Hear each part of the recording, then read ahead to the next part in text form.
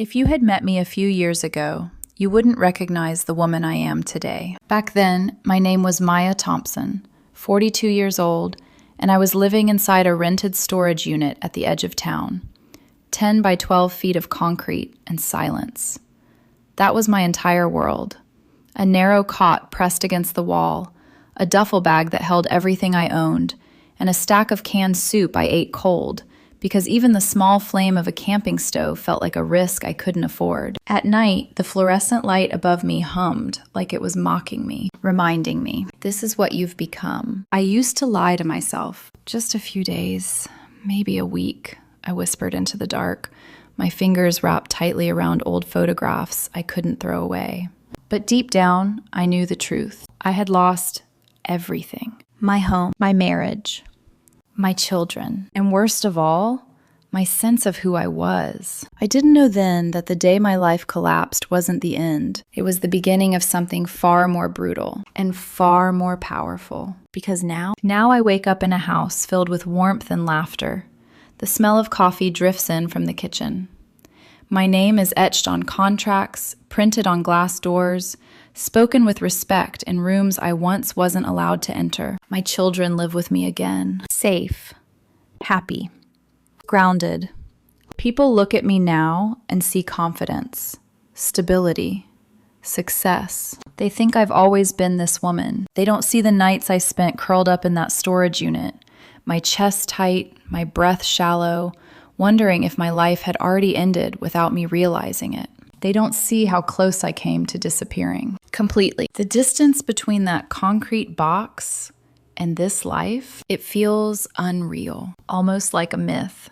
But it isn't, because everything I have now was built on the ashes of the worst betrayal a person can experience. A betrayal that started long before I even knew it. A betrayal that involved my husband, my family, and a truth buried for decades. And if you're sitting somewhere right now feeling like you've hit rock bottom, like there's nowhere left to go, then listen carefully, because sometimes it's the door that forces you to become someone you were never allowed to be before. I grew up in a place called Riverside, Pennsylvania, a small, quiet town, if you could even call it that. About 11,000 people, give or take. The kind of place where everyone knows your name, your family, and your business, whether you want them to or not. And at the center of everything was one place, Patterson Timber Company. You could hear it before you saw it.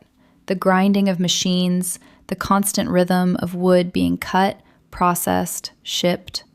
The smell of sawdust hung in the air like it belonged there more than oxygen did. If you didn't work there, you were related to someone who did. My father was one of those men. Strong, quiet.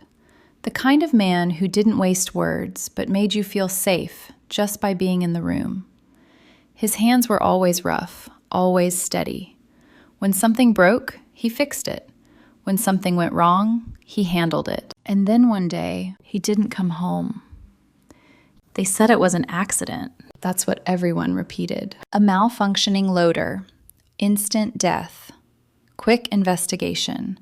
Case closed within a week. I was 6 years old, too young to understand what had been taken from me, but old enough to feel the silence he left behind. There was only one person who never accepted that story. My uncle, Ray Thompson, Dad's younger brother, a veteran, 2 tours in Iraq, a man who had seen too much and trusted too little. Every Thanksgiving, after a few beers, he would lean back in his chair, eyes sharp, voice low. That wasn't an accident, he'd say. Men like Patterson don't lose things.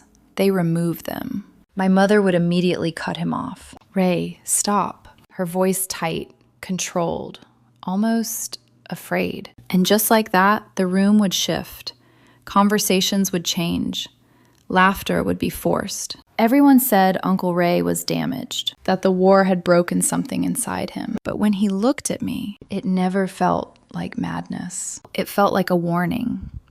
When my mother passed away while I was in college, everything changed again. I was 20, too young to lose both parents, and too stubborn to fall apart completely. Uncle Ray didn't stay. He unraveled, sold everything, disappeared into the mountains of Wyoming, built a cabin somewhere no one could find unless they already knew where to look. He came back once a year after that, always around Thanksgiving, thinner each time, rougher, but his eyes, sharper than ever. People wear masks, Maya, he told me once, his voice quiet as we stood outside in the cold. Some of them smile while they're destroying you. I laughed back then, not because it was funny, but because I didn't understand. I met Daniel Carter in high school, and if I'm being honest, he felt like the opposite of everything complicated in my life. He was easy, warm, the kind of man who made you feel like the world wasn't as heavy as it actually was.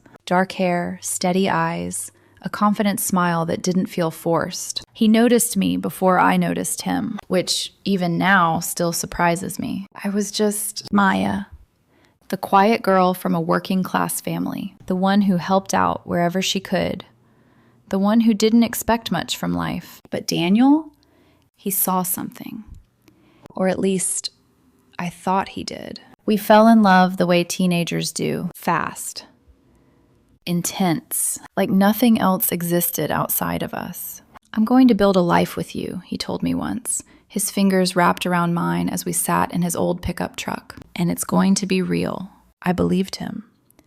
God, I believed him. We got married right after graduation. Nothing fancy. A small ceremony at the community center. Paper decorations. Folding chairs.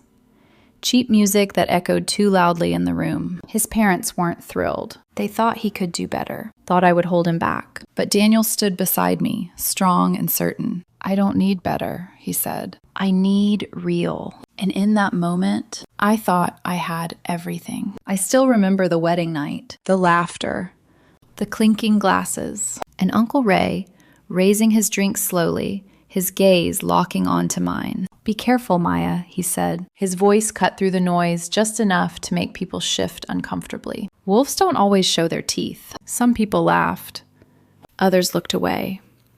I just smiled, like it was nothing, like it didn't matter, like it wasn't something that would come back to haunt me years later. We bought a small house on Birch Street. 3 bedrooms, 1 bathroom, old floors that creaked with every step. The wallpaper peeled in the corners. The furnace groaned like it was tired of existing, but it was ours. And we built it into something beautiful. Together. Yellow, I told him one morning, holding up a paint sample. For the kitchen. Daniel smiled, pulling me closer. Why yellow? So mornings feel lighter. He laughed softly. Then yellow it is. And it worked. Every morning, sunlight would spill through the window, catching in the paint, warming the room. Those mornings felt safe, like we had time, like nothing could break us. 2 years later, our son Ethan was born during a snowstorm that shut down the entire town. I remember gripping Daniel's hand, my breath shaking, my body exhausted. And when they placed Ethan in my arms, everything else disappeared. 3 years after that, our daughter Lily arrived. Calm, quiet. Her tiny fingers wrapping around mine like she already trusted me with everything. I held both of them one night, sitting in the dim light of their bedroom, listening to their breathing. And I remember thinking, this is it. This is everything. Life had finally given me more than I deserved. A home, a husband, a family, a future. What I didn't know. Was that the life I believed in so completely? The love I trusted without question was already beginning to crack beneath the surface, quietly, carefully. And by the time I noticed, it would already be too late. For a long time, I thought betrayal would look dramatic when it finally came. I thought it would announce itself. A lipstick stain, a late-night confession, a slammed door, something obvious. Something undeniable. But that isn't how ruin enters a marriage. It comes quietly. It changes the air in the room before it changes anything else. And by the time you can name what feels wrong, part of you has already been living with it for months, maybe years. That was how it happened with Daniel. At first, the changes were so small, I almost felt embarrassed even noticing them. A new shirt here, a different cologne there, longer hours at work, followed by this tired smile that never quite reached his eyes. He still kissed my forehead when he left in the morning, still asked Ethan about school, still carried Lily to bed when she fell asleep on the couch. From the outside, nothing looked broken, but I started to feel something I couldn't explain. Distance. Not physical distance. Something worse. Emotional distance. The kind that makes a person feel present in the room and gone at the same time. I would be talking and his eyes would drift. I would laugh, and half a second later, he would remember to laugh too. At night, he'd lie beside me with one arm over his chest, staring at the ceiling as if there was something written there that mattered more than the woman next to him. Long day? I asked him once, turning onto my side to face him. He exhaled slowly. Just work. That became his answer for everything. Just work. Just stress. Just pressure. Just a phase. I wanted to believe him because believing him was easier than admitting I was slowly becoming lonely inside my own marriage. Around that time, Derek Patterson took over more visibly at the company. In the male version of this story, Derek had been the boss who seduced the wife. In mine, that changed, as it had to. Derek was still a threat, still corrupt, still dangerous, but not because of romance. He was the man who used power like a weapon, the kind who looked at people's lives and saw leverage instead of humanity. Daniel began coming home with Derek's words in his mouth. Derek says the company's expanding. Derek thinks there's room for promotion if I stop thinking so small. Derek told me guys who stay comfortable get left behind. At first, I thought he was motivated. Then I realized he was becoming someone I didn't recognize. Not all at once. In pieces. He started looking around our house differently. Not with pride anymore, but with disappointment. The peeling trim, the old cabinets, the narrow bathroom upstairs. Things we had once laughed about while fixing together now seemed to irritate him. One evening, he stood in the kitchen while I was slicing carrots for dinner, and his eyes moved around the room like he was measuring everything we lacked. "This place is getting too small," he said. I looked up. "For 4 people? Maybe eventually, but we're okay right now." He leaned against the counter, crossing his arms. Okay isn't the same as good. I remember the way the knife paused in my hand, not because of the words, because of the tone. There was no warmth in it, no partnership, just judgment. I forced a small smile. "You used to love this kitchen." He gave a short laugh. "I used to love a lot of things." That sentence sat between us long after dinner was over. Later that night, while folding laundry, I replayed it in my mind again and again. I used to love a lot of things. It was such a small statement, but it felt like the edge of something sharp. The pressure didn't only come from Daniel. It began to seep in from his family, too. His mother, Carol Carter, had always been polite in the way some women weaponize politeness. She smiled while making you feel inferior. She complimented your pie and then mentioned how another woman made hers from scratch.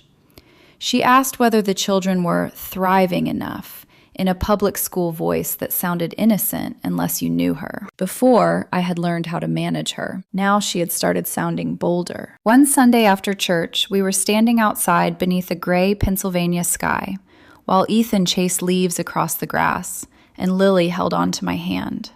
Carol adjusted her gloves and looked at me with that carefully arranged expression she always wore. "Daniel seems tired lately," she said. "He works hard," I replied. "Yes," she said, her eyes flicking toward me. "But a man carries so much when he feels like he's the only one thinking ahead." I stared at her. The wind lifted a strand of hair against my cheek. "I think ahead," I said quietly. She smiled as if I'd missed the point on purpose. "Of course, dear. I just mean ambition. Men need that." Daniel was standing only a few feet away. He heard her. He said nothing. That silence hurt more than her words. On the drive home, I waited for him to defend me, to say, my mother was out of line, to touch my hand over the center console and remind me we were still a team. Instead, he kept both hands on the steering wheel, eyes forward. Finally, I asked, "Do you agree with her?" "With what?" "That I'm the reason you feel stuck." His jaw tightened. "Why do you always turn everything into an accusation?" The question hit me so hard I almost laughed, because I hadn't accused him. I had asked. That was when I started understanding something dangerous. When a marriage begins to rot, Even simple questions start sounding like attacks to the person already pulling away. The children noticed it too, though they didn't understand it. Ethan got quieter. Lily became clingier. Kids don't always need facts to sense a fracture. They feel it in the pauses, in the way dinner conversations shorten, in the way one parent watches the other when they think no one is looking. One evening, Lily sat on the bathroom counter while I brushed her hair after a bath. Her damp curls clung to her neck, and she watched me in the mirror with wide, careful eyes. "Mommy?" "Yes, baby?" "Are you and Daddy mad at each other?" My hand stopped mid-stroke. There are some questions that make your heart drop so suddenly it feels physical. I set the brush down and turned her gently toward me. "Why would you ask that?" She shrugged, but her little mouth trembled. "Because the house feels weird." The house feels weird. Not loud. Not angry. Weird. Children always find the truest word. I kissed her forehead and told her grown-ups go through stressful times, that we loved her and Ethan very much, that everything was okay. And maybe that was the first lie I told to survive what was coming. Then there were the other details. The ones I explained away because I didn't want to become suspicious by nature. Daniel's phone started staying face down. He took calls outside. He showered almost immediately after getting home, as if he wanted to wash off something more than sawdust and sweat. He became oddly protective of his schedule, vague in ways he had never been before. "Who was that?" I asked one evening when he came back inside from the porch. "Work." "Pete?" "No, just work." Just work. Again. Always just work. I began waking in the middle of the night with my heart pounding. No clear reason, only instinct. Sometimes I would turn and see the blue light of his phone reflected faintly against his face beneath the blanket. The moment he noticed me moving, the light would disappear. "Can't sleep?" I whispered once. He muttered. "Go back to bed." But I didn't. Not really. I started lying awake beside him, staring into darkness, feeling the outline of a life I could no longer fully trust. The strangest part was that I kept remembering Uncle Ray, his voice, his eyes, the way he used to speak in warnings no one wanted to hear. Some people smile while they're destroying you. At the time, I had thought he was talking about powerful men, about town corruption, about Patterson. I hadn't considered that a warning could live inside a marriage, too. That a woman could build a home with a man for over 20 years and still not see the full shape of his hunger until it was already pointed at her life. By then, the tension in our house had become something almost visible, not arguments every day. Worse, carefulness. We spoke like people stepping around broken glass. Meals were shorter. Touch became rarer.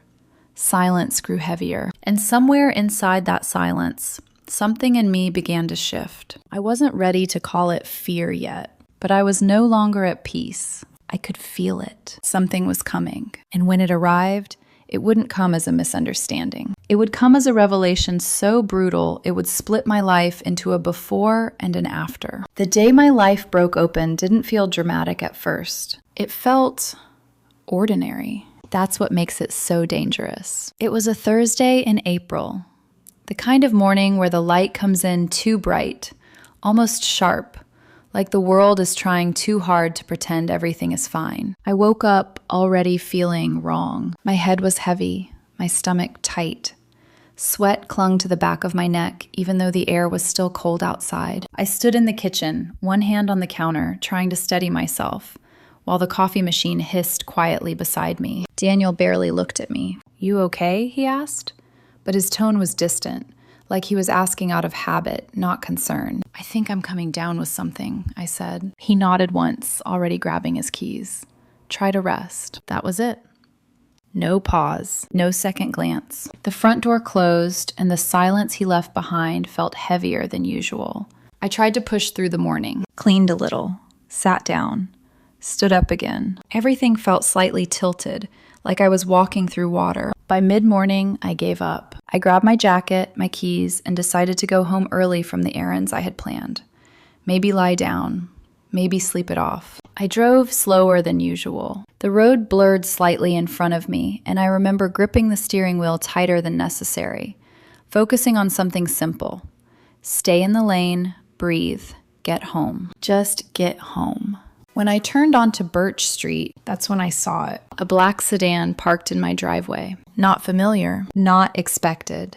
My first thought wasn't betrayal. It was concern. Did something happen? Maybe Daniel had come home early. Maybe someone from work was there. Maybe something had gone wrong. That's how naive I still was in that moment. I pulled into the driveway slowly, my heartbeat picking up for reasons I couldn't yet explain. The house looked normal, quiet, still, but something felt off. The front door was locked. That alone was strange. In Riverside, during the day, we didn't lock doors, not unless something was wrong. I unlocked it and stepped inside, and that's when everything shifted. Not all at once, in pieces. The air felt different, warmer, heavier, like the house itself was holding its breath. Then I heard it.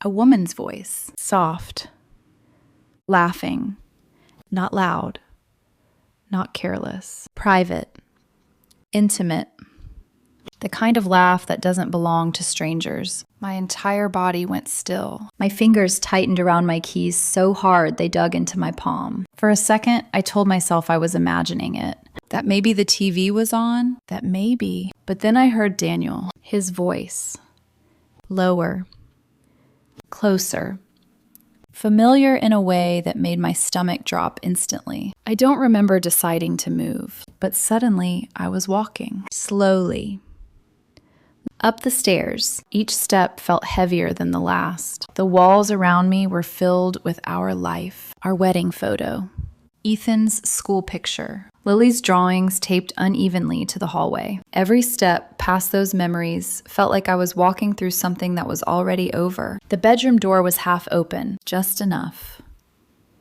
Just enough for me to see everything. Daniel was sitting on the edge of our bed, my side of the bed, buttoning his shirt. And the woman, she stood near the vanity, wearing a robe that wasn't mine, her hair loose, her posture relaxed. Like she belonged there. They were talking, casually, comfortably, like nothing in the world was wrong. We could go in June, she was saying. The weather's better. Daniel smiled. That works. They were talking about a trip, like my life wasn't collapsing around them. I don't know how long I stood there before I spoke, but when I did, my voice didn't sound like mine. Hello. One word, that was all it took. Daniel froze. His entire body went rigid. He turned slowly, and the color drained from his face so fast it was almost unreal. Maya. The woman turned too, and in that moment, something inside me cracked in a way I can't fully describe, because she wasn't a stranger. She was someone I had seen before, someone I had trusted, someone who had stood in my home, smiled at me, spoken kindly to my children. Her name was Clara Benson, a woman Daniel had introduced as someone from a business circle, someone harmless. For a second, no one moved. No one spoke. The silence pressed in so tightly I could hear my own heartbeat in my ears. Daniel stood up quickly, fumbling with his shirt. This isn't... He stopped, because there was no version of that sentence that could be finished. Not honestly. Not anymore. Clara didn't panic. That was the part that unsettled me the most. She didn't rush, didn't cover herself in shame, didn't even look particularly surprised. She simply adjusted the robe, turned slightly toward the mirror, and began brushing her hair, like I wasn't even there, like I was the one intruding. I swallowed, my throat dry. How long? The question came out steady, too steady. Daniel ran a hand through his hair, avoiding my eyes. Maya, we need to talk. How long? I repeated. Clara's brush paused for just a second, then continued. She answered. Does it matter? My chest tightened so sharply I had to force myself to breathe. I looked at her. Really looked at her. At least have the decency to look at me when you say that. She met my eyes in the mirror. Her expression was calm, cold, detached. It matters to you, she said, but it doesn't change anything. I felt something inside me drop, not break. Drop. Like the ground had simply disappeared beneath everything I believed in. Our children live in this house, I said. my voice quieter now, but sharper. Daniel flinched. Clara didn't. "They deserve more than this," she replied. The words hit me like a slap. More than this? More than us? Daniel finally spoke again, his voice strained. "Maya, I didn't plan for it to happen like this." I laughed. A short, hollow sound that didn't feel human. "Like what?" I asked. "Like me walking in on you in our bed?" He didn't answer, because again, there was no answer. Clara set the brush down slowly. Then she turned fully toward me, and for the first time, I saw something clear in her eyes. Not guilt. Not fear. Superiority. "You've been living small for a long time," she said. The words were soft, but they cut deeper than anything Daniel had said. Daniel deserves more than a life that never grows. I stared at her. Every nerve in my body felt exposed. "And what exactly do you think this is?" I asked. She smiled faintly. "A future." I don't remember everything that was said after that. I remember fragments. Daniel saying my name over and over. Clara moving around the room like she wasn't part of a disaster. The sound of something falling. Maybe the brush, maybe something else. But what I remember most was the silence that followed. Heavy. Final. Irreversible. I walked out of that room, out of that house, into the cold air that hit my skin like a shock. And for the first time in my life, I understood something clearly. Everything I thought was solid was already gone. What I didn't understand yet was that this moment, this exact moment, was only the surface of something much deeper, much darker, and far more deliberate than I could have imagined. I don't remember how long I walked after leaving the house, only that I didn't stop. The air was cold, sharp against my skin, but I barely felt it. My hands were trembling, my breath uneven, my thoughts moving too fast and not at all at the same time. It's strange what the body does when something inside you shatters. It doesn't always scream. Sometimes it goes quiet, too quiet.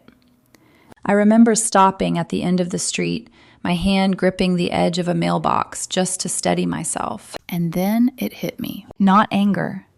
Not yet. Something heavier. Disbelief. Like my mind was trying to reject what my eyes had already confirmed. That didn't happen. That can't be my life. But it was. Every second of it. I went back to the house that night, not because I was ready, but because I had nowhere else to go. The lights were on when I opened the door. The same house, the same furniture, the same pictures on the wall, but everything felt rearranged, like the meaning of it all had shifted. Daniel was sitting at the kitchen table, alone. His elbows rested on the surface, his hands clasped together, his head lowered like he'd been waiting. When he heard the door, he looked up quickly. "Maya." I raised my hand slightly. "Don't." My voice surprised even me. It wasn't loud. It wasn't shaking. It was controlled, and that scared him more than anything else. I set my keys down carefully, took off my jacket, moved like everything was normal. Because if I let even a fraction of what I was feeling rise to the surface, I didn't know what I would become. "Where is she?" I asked. "Gone," he said quickly. "She left right after you caught us." He couldn't even say it. I nodded slowly. Of course she left. She wasn't the one whose life had just collapsed. Silence stretched between us. Thick. Uncomfortable. I walked into the kitchen and poured myself a glass of water. My hands were steady. Too steady. I took a sip, set the glass down. Then I looked at him. "How long?" He closed his eyes briefly, like he was bracing for impact. "A few months." The lie was immediate. I could feel it. Not because I had proof, but because something inside me had already started waking up. "Try again," I said. He hesitated. His jaw tightened. Then he exhaled slowly. Over a year. There it was. The truth. Or at least part of it. I leaned back slightly against the counter, crossing my arms. "Did you ever plan to tell me?" His eyes flickered toward mine, then away. "I didn't want to hurt you." The sentence landed so absurdly that I almost laughed. "You didn't want to hurt me," I repeated quietly. "You just brought another woman into my home, into my bed, into the space where our children sleep." His voice rose slightly. I didn't bring her around the kids. That's your defense? I asked. He ran a hand through his hair, frustration creeping in. I was trying to figure things out. No, I said, cutting him off. You were trying to keep both lives. That hit him. Hard. Because it was true. He stood up suddenly, pacing a few steps before turning back to me. You think this is easy for me? He snapped. The words hung in the air, and something inside me shifted again. Not into rage. Into clarity. Easy? I repeated. My voice was still calm, still controlled. I came home sick today, Daniel. My fingers tightened slightly against my arms. I thought maybe something had happened, that maybe you needed me. I took a small step toward him, and instead, I found you building another life in the same house where I built this one. His expression faltered. For a second, just a second, I saw guilt, real guilt, but it wasn't enough. It would never be enough. I shook my head slowly. I keep asking myself something, I said. What did I miss? He frowned slightly. What do you mean? I mean, I said, my voice softening. When did I stop being enough? That question didn't come from anger. It came from something deeper, something raw. And for the first time that night, my voice cracked, just slightly. Daniel's expression changed. His shoulders dropped a little. Maya, it's not about you. I let out a slow breath. That's what people always say when it is about you. He stepped closer, lowering his voice. I felt stuck. There it was again, that word. The one that had been echoing in our house for months. I needed more, he continued. More growth, more opportunity, more. He didn't finish, but he didn't need to. More than me, more than us. I nodded slowly, absorbing every word like it was something I needed to study. Not argue with, not fight. Understand. So what now? I asked. He hesitated, then finally said it. I think we should separate. The room went completely still. Even the air felt like it stopped moving. There it was. Not just betrayal, replacement. I looked at him for a long moment. Really looked. This man I had loved for over 20 years. The man I had built a life with, had children with. Trusted completely. And in that moment, I realized something that terrified me. I didn't recognize him anymore. Okay, I said, just one word. His eyes widened slightly. You're not going to fight me on this? I tilted my head a little. Should I? He didn't answer, because we both knew. You can't fight for something the other person has already abandoned. I turned and walked toward the hallway. Maya, he called after me. I stopped, but I didn't turn around. What about the kids? He asked. My chest tightened again. That was the part that hurt the most. Always. The kids, I repeated softly. I closed my eyes for a second, then opened them again. We'll figure that out. Because I didn't know yet, and that uncertainty scared me more than anything else. That night, I lay in our bed alone, on my side, staring at the ceiling. The same ceiling I had stared at so many nights before, believing I was safe. My body felt heavy, exhausted, but my mind wouldn't stop. Images replayed over and over. His face, her voice, the way she had looked at me like I was already irrelevant. And beneath all of that, a question kept rising. Quiet at first, then louder. Was any of it real? The years, the love, the life we built? Or had I just been living inside something I didn't fully understand? I didn't cry that night.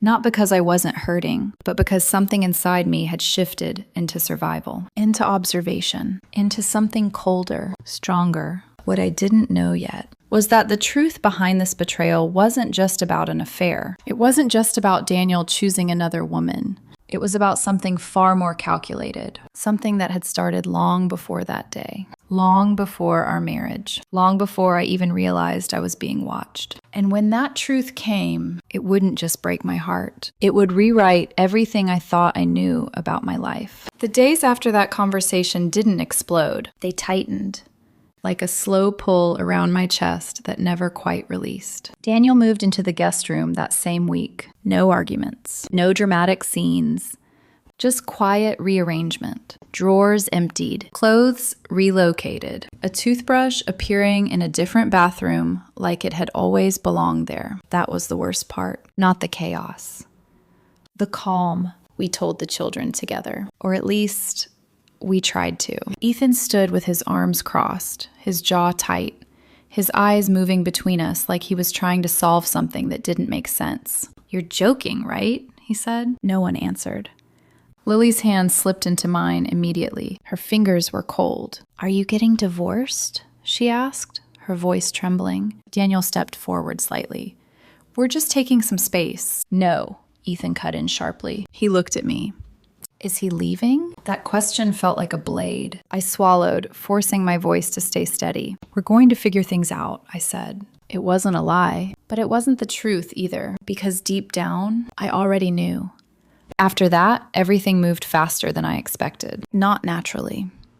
Strategically. That's the word I would come to understand later. At the time, it just felt like I was losing ground in every direction at once. The first sign came from Daniel's family. His mother called me 2 days later. "I think it's best if we handle this like adults," Carol said, her voice smooth, controlled. "I agree," I replied. There was a pause. Then she continued. "Daniel has been under a lot of pressure for years." I closed my eyes briefly. "Has he?" "Yes," she said. "Providing for a family, carrying everything alone, it changes a man." There it was. The narrative. Already forming, already spreading. "I didn't realize I was invisible all these years," I said quietly. She sighed, like I was being difficult. "That's not what I meant, but you have to admit, you've never really pushed him forward." I tightened my grip on the phone. "Goodbye, Carol." I hung up before she could respond, because if I listened any longer, I might start believing her. Then came the lawyer. The papers arrived less than a week later. I stood in the doorway as a man in a gray suit handed me an envelope like it was nothing, like it didn't contain the end of my life as I knew it. "Miss Thompson," he said politely. I took it. My hands were steady. Again. Too steady. Daniel was at work when I opened it. I sat at the kitchen table, the same place where we used to drink coffee together every morning, the same place where he had sat days earlier pretending to be sorry. And I read. Every word. Slowly. Carefully. He was asking for everything. The house. Primary custody. Financial control. He was claiming that I was unstable, that I lacked direction, that I couldn't provide the kind of future the children needed. I stared at the page for a long time after I finished, not because I didn't understand it, but because I did, too clearly. When Daniel came home that night, I was still sitting there, the papers neatly stacked in front of me. He stopped when he saw me. His expression shifted immediately. "You got them." I nodded. "You're asking for full custody." He exhaled slowly. "It's just how these things work." "No," I said quietly. "It's how you want it to work." He stepped closer, lowering his voice. "Maya, I'm trying to make this easier." I looked up at him. "By taking my children away from me?" "They need stability," he said. The word hit me like an echo. Stability. That was the justification now. Not love. Not family. Control. "Do they know about her?" I asked. His face tightened. "That's not relevant." "It is to me. They don't need to be dragged into adult problems." I let out a small breath. "You already dragged them into it the moment you made this decision." That night, I didn't sleep, not even for a minute, because something inside me had finally shifted completely. The confusion was gone. The doubt was gone. In its place was something else. Clarity. Cold. Sharp. Unforgiving. I started paying attention. Really paying attention. Not as a wife. Not as someone trying to fix things. As someone trying to understand what was happening to her. And the more I watched, the worse it became. Daniel wasn't just leaving. He was building a case. Carefully. Quietly. Every conversation documented. Every reaction noted. If I raised my voice, even slightly, it was used against me. If I stayed quiet, it was called emotional withdrawal. There was no version of me that wasn't being turned into a problem. Friends began to drift, subtly at first. Then, more obviously, calls weren't returned. Invitations stopped. People I had known for years suddenly seemed distant. One afternoon, I ran into a woman I used to talk to every week at the grocery store. She smiled, but it didn't reach her eyes. "I heard things have been difficult," she said carefully. "What did you hear?" I asked. She hesitated, then gave me a look I will never forget. Sympathy mixed with judgment. "Just that Daniel's been dealing with a lot." I nodded slowly. Of course he had. Even at school, the shift was noticeable. Ethan became more withdrawn. Lily started clinging to me more when I dropped her off. One of the teachers pulled me aside one morning. "Everything okay at home?" she asked gently. That question. It felt like confirmation. Something was already being said, already being believed. And then came the final piece, the one that made everything snap into place. I went into Daniel's office one evening while he was in the shower, not to search, not at first, just to grab a pen. But his laptop was open, and on the screen was an email from a lawyer, not just any lawyer, a high-profile firm, the kind we could never afford. I stepped closer, my heartbeat slowing instead of speeding up, because something inside me already knew. The subject line read, "Asset Strategy and Custody Positioning, Carter Case." I opened it, scrolled, read, and that's when I saw her name, not just in his life, in his plan. Clara Benson, mentioned alongside financial transfers, consultations, long-term positioning. My fingers went cold, my breath shallow. This wasn't an affair. Not just an affair. This was something else. Something calculated. Something planned. And for the first time since everything began, I felt something stronger than pain. I felt afraid. Because whatever was happening to me, it had started long before I ever realized I was in danger. Fear doesn't always arrive like panic. Sometimes it settles in quietly, cold, patient, certain. That's what happened to me after I read that email. I didn't confront Daniel, not that night, not the next morning, not even the day after, because something inside me had shifted beyond reaction. I wasn't trying to understand anymore. I understood enough, and what I understood was worse than anything I had imagined. This wasn't just a man leaving his wife. This wasn't just betrayal. This was strategy, planning, positioning. Words you don't associate with love, unless love was never part of the equation to begin with. I started noticing everything differently. The way Daniel spoke, the way he chose his words carefully, the way he avoided certain topics, not randomly, but precisely. Even his kindness felt measured, like it served a purpose. One night, we were both in the kitchen, not together, just existing in the same space. I was rinsing a glass. He was standing near the counter, scrolling through his phone. For a moment, it felt like the past, like we were just two people sharing a quiet evening. Then he looked up. "We should keep things calm," he said. I didn't turn around. "I am calm. For the kids," he added. There it was again. Always the kids. Always the justification. I dried the glass slowly. "You've been planning this for a while, haven't you?" The words slipped out before I could stop them. Silence. Then, "What do you mean?" I turned then, met his eyes directly. And for a second, just a second, I saw something flicker. Not confusion, recognition. "You don't have to pretend," I said quietly. His jaw tightened. "You're imagining things." That was the moment something inside me broke completely. Not loudly, not violently, just ended.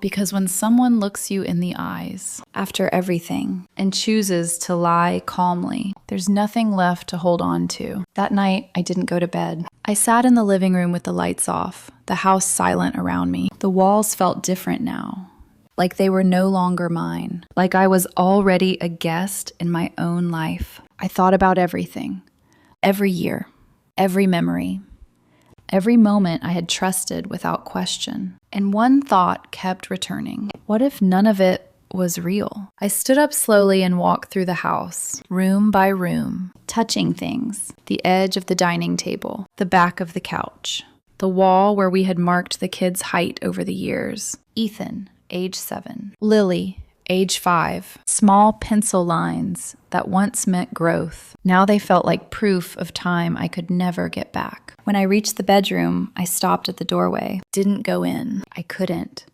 Because that room didn't belong to me anymore. Not really. I went into Lily's room instead, sat on the edge of her bed, watched her sleep, her breathing soft, even, unaware. And that's when it hit me, the real fear, not losing Daniel, not losing the house, not even losing the life I had built, losing them. The idea of waking up one day and not hearing Lily's footsteps in the hallway, not seeing Ethan at the table, not being their constant anymore. It wasn't pain. It was something deeper, a kind of emptiness I couldn't survive. My chest tightened. My breathing became shallow. I pressed my hand against my mouth to keep from making a sound, because if I cried, if I let it out, I didn't know if I would stop. That was the lowest point. Not the moment I saw him with another woman. Not the moment I read the legal documents. This moment, sitting in the dark, realizing I could lose my children to something I didn't fully understand. I stayed there until morning, didn't move, didn't sleep, just existed. And somewhere between the silence and the sunrise, something inside me changed again. Not into strength. Not yet into resolve. Because for the first time, I stopped asking why this was happening to me and started asking something else. What am I missing? Because this wasn't random. It couldn't be. Everything was too precise, too controlled, too prepared. And if there was one thing I had learned growing up, listening to Uncle Ray, watching the way people dismissed him, it was this: the truth doesn't disappear. It gets buried. And if I was going to survive this, if I was going to keep my children, I needed to start digging. The moment everything changed didn't come with noise. No shouting, no confrontation, just a quiet decision. The next morning, I didn't wait for Daniel to leave. I watched him carefully. The way he moved, the way he checked his phone, the way he avoided looking at me for too long. Every gesture felt rehearsed, like he was playing a role. And for the first time, I stopped reacting as his wife and started observing him as someone I didn't trust. "Are you heading in early?" I asked, keeping my voice neutral. "Yeah," he said, grabbing his keys. "Meeting." "Of course." He hesitated for half a second, then left. I stood there long after the door closed, listening, waiting, until the sound of his car disappeared completely. Then I moved. Not slowly, not hesitantly, with purpose. I went straight to his office, closed the door behind me. And this time, I wasn't pretending I had come in for something small. His laptop was gone. Of course it was. He wasn't careless, but he had made one mistake. He thought I wouldn't look deeper. I opened the drawer beneath his desk. Papers, receipts, folders. Nothing obvious. Everything normal. Too normal. Then I saw it. A small black USB drive, tucked behind a stack of old documents. Hidden, but not well enough. My fingers hovered over it for a second. My heart was beating, but not wildly. Steady. Focused. Because I already knew. Whatever was on that drive, it wasn't meant for me. I took it. Walked to the kitchen. Plugged it into my laptop. For a moment, nothing happened. Then the files appeared. Folders. Neatly labeled financial planning, legal strategy. Timeline. My stomach dropped. I opened the last one first, and that's when everything fell into place. Dates. Detailed. Precise. The beginning of Daniel's distance. The shift in behavior. The first legal consultation, the transfer of funds, the introduction of Clara into his network. It wasn't random. It wasn't emotional. It was scheduled. I scrolled. My hands colder with every line. There were notes, observations, even predictions. Maya unlikely to react aggressively. Maintain calm narrative. Emphasize instability if emotional response escalates. Custody positioning improves if financial dependency established. I stopped breathing. This wasn't a marriage breaking apart. This was a case being built against me. I clicked into another folder. Financial planning, bank statements, accounts I didn't recognize, transfers, regular, consistent. Then I saw her name again, Clara Benson. But not just in conversation, in transactions, monthly payments, going back years. My hand moved to my mouth instinctively. Years. This didn't start recently. This didn't start when our marriage got difficult. This had been running alongside my life the entire time. I clicked into the last folder. Legal strategy. Documents. Drafts. Prepared arguments. And then one file. Marked simply, background, Thompson case. My chest tightened. I opened it. The first thing I saw was my father's name, Daniel Thompson. I froze. The room felt like it tilted slightly. There were documents attached. Old reports, company records, legal filings, and then a note. Short, clear, cold. Mineral rights linked to Thompson lineage. Value increasing. Long-term acquisition strategy required. My fingers started trembling now, not from shock, from something else, something rising, understanding. I scrolled further. There were references to my uncle, to property, to land I didn't even know I had a connection to. And then one line. Marriage integration successful. Continue position until asset transfer viable. I stared at the screen. Marriage integration. Successful. My breath caught. And suddenly, everything came rushing back. Uncle Ray's voice. His warnings. The way people had dismissed him. The way he had looked at me like he knew something I didn't. Wolves don't always show their teeth. My knees felt weak. I sat down slowly. This wasn't just Daniel. This wasn't just Clara. This was something older, something bigger, and I had been living inside it without ever realizing. My entire marriage was part of a plan, a long-term plan. I closed my laptop slowly. The silence in the house felt different now, not empty, charged. Because for the first time since everything began, I wasn't in the dark anymore. I knew. And knowledge changes everything. I stood up. Walked to the window, looked out at the quiet street that suddenly didn't feel safe anymore. They thought I was weak, predictable, easy to control. They thought I would break, disappear quietly, lose everything without understanding why. I let out a slow breath. They were wrong. Because now I wasn't reacting anymore. I was choosing. And the choice in front of me was simple. Walk away and lose everything, or stay and uncover the truth they never intended me to find. I didn't need time to decide. Because some truths, once you see them, you can't pretend they don't exist. Once you see the truth, you can't go back to being the person who didn't know. And I didn't.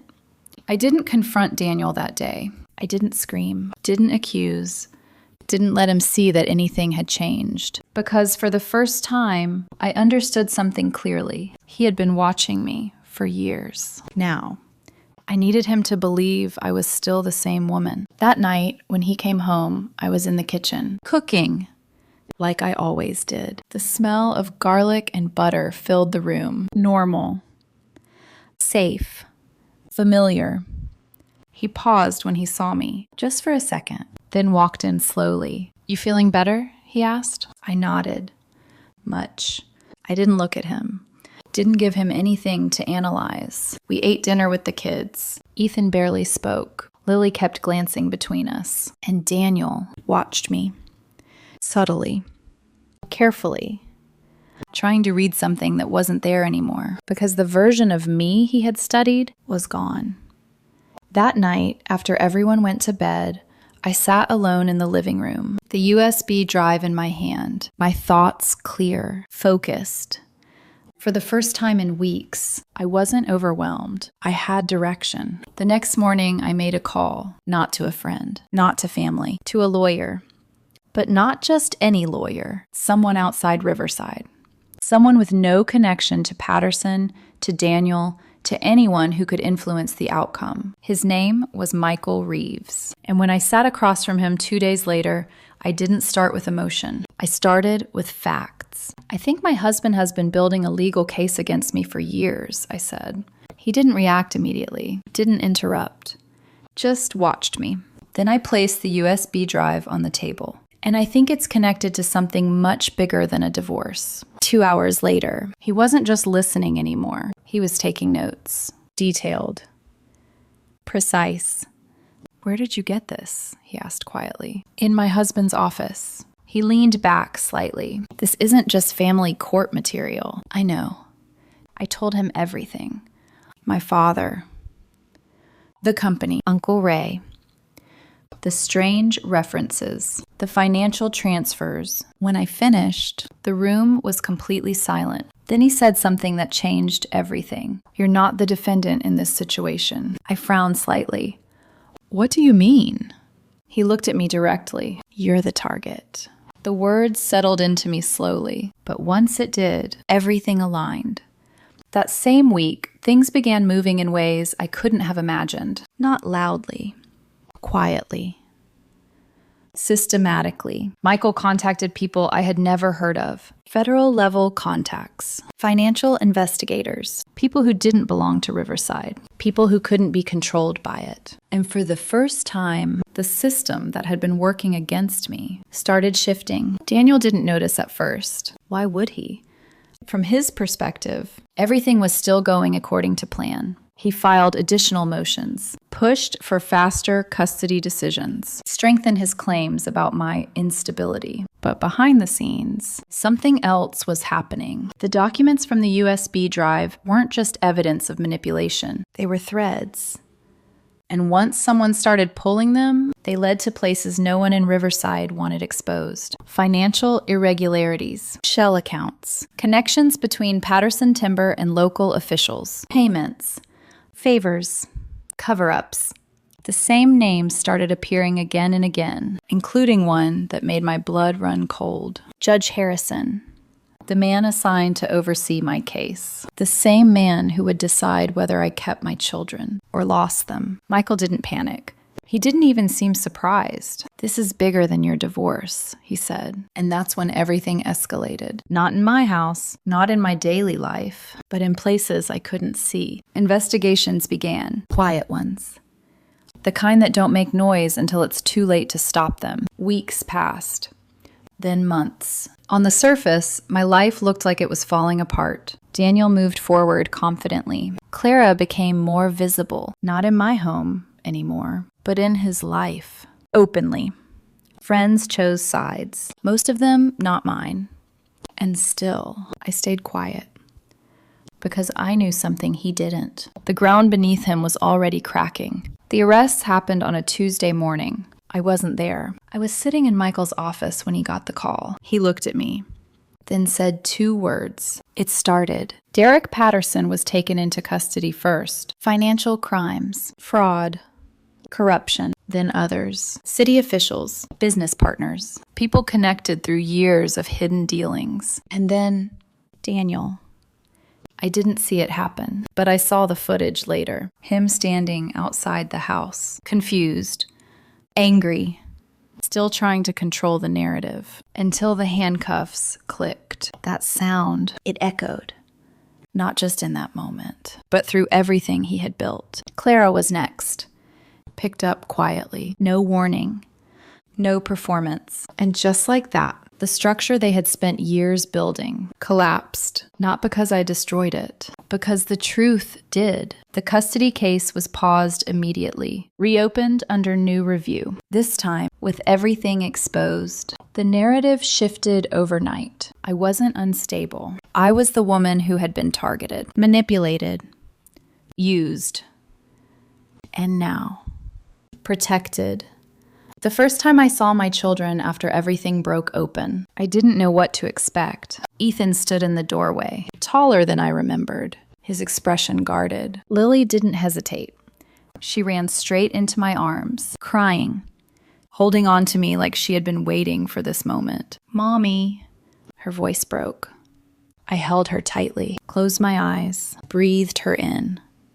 And for the first time in months, I felt something return. Not relief, not yet, something deeper, hope. Ethan didn't come closer at first. He watched, processing. Then finally, "Is it true?" he asked. I looked at him. "My son, my heart." "Yes," I said softly. And for the first time, there were no lies left between us. Everything that followed, the trials, the sentences, the exposure, it all happened. But none of it mattered as much as that moment. Because in the end, the people who tried to take everything from me lost everything themselves. Not because I fought louder, but because I learned the truth and let it speak for itself. Healing doesn't happen all at once. It doesn't arrive the moment justice is served. It comes quietly, in fragments, in small, ordinary moments that slowly begin to feel safe again. The first morning in the new house, I woke up before the sun, out of habit, out of something that still hadn't settled inside me. For a few seconds, I didn't know where I was. The ceiling was unfamiliar. The air felt different, still, peaceful. Then I heard it. Footsteps. Soft. Quick. "Mom?" Lily's voice. I sat up immediately. "Yeah, baby?" She appeared in the doorway, her hair messy, her eyes still heavy with sleep. "Can I come in?" I smiled. Always. She climbed into bed beside me without hesitation, curling into my side like she used to when she was younger. And for the first time in a long time, my body relaxed. Not completely, but enough. A few minutes later, Ethan walked past the door, paused, then stepped in. He didn't say anything at first, just stood there, watching, thinking. "Morning," I said softly. He nodded. "Morning." It wasn't perfect. It wasn't easy, but it was real, and that was enough. The legal process continued for a while. Trials, testimonies, headlines, people talking about things they had ignored for decades. Derek Patterson was sentenced. So were the others. Clara, Daniel. Each one facing consequences they never believed would reach them. But I didn't go to every hearing. I didn't sit there and watch them fall, because I had already spent too much of my life inside their story. Now, I was building my own. With the help of what my uncle had left behind, what my father had protected, I started something new, a company, Thompson Timber, not built on control, not built on silence, built on honesty, on respect, on everything I had learned the hard way. I brought back people who had lost their jobs when everything collapsed, men who had worked for years under fear, under pressure, under leadership that didn't value them. And for the first time, I saw what happens when people are treated right. They don't just work, they build, they care, they stay. The business grew faster than I expected. But that wasn't the part that mattered most. What mattered was coming home at the end of the day and knowing that the life waiting for me there was real. No hidden agendas, no silent strategies, no carefully constructed lies, just truth. I still have the storage unit, the same one, 10 by 12, concrete walls, fluorescent light. I pay for it every month. Even though I don't need to. Sometimes I go back there, sit on that old cot, close my eyes, and remember not the pain, not the betrayal, but the moment I thought my life was over, because that moment was the beginning. Uncle Ray used to say something I didn't understand back then. Sometimes you have to lose everything to finally see what was hidden. He was right. About all of it. My father didn't die for nothing. My uncle didn't sacrifice his life chasing ghosts. And I didn't survive all of that. Just to go back to being someone who didn't see clearly. Daniel once told me I would never become more than what I already was. That I lived too small. That I didn't understand how the world really worked. He was wrong. because I learned exactly how the world works. It's not built on power or manipulation or control. Those things collapse eventually. Always. What lasts is truth, even when it takes years, even when it destroys everything first. And if you're listening to this right now, feeling like your life has already fallen apart, like you've lost too much to ever rebuild, then hear this. You're not at the end. You're at the moment right before everything real begins. And one day, you'll look back at the version of you who thought it was over and realize that was the strongest version of you all along, because she stayed. She endured. She chose to see the truth. And then she built something better from it. And so did I.